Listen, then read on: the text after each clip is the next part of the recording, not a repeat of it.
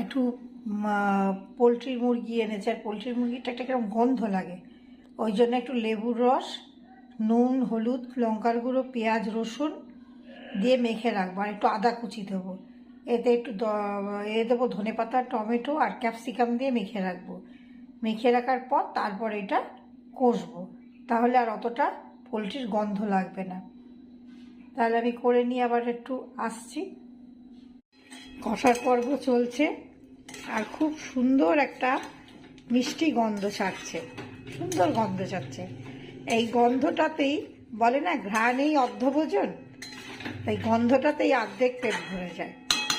তো এখনও কষা হবে, যেহেতু ঝিমে আছে একটু সময় লাগবে, কষতে কষতেই সেদ্ধ হয়ে যাবে। যদি ভালো লেগে থাকে তাহলে সাবস্ক্রাইব করবেন, লাইক কমেন্ট করবেন, শেয়ার করবেন। আমার চিকেন রান্না হয়ে গেছে, এইবার গরম গরম খেতে দিয়ে দেবো। কেন গরম গরম না হলে কোনো জিনিসই ভালো লাগে না, ওই জন্য গরম গরম খেয়ে নেব। তাহলে রাখছি, সবাই ভালো থাকবেন, সুস্থ থাকবেন।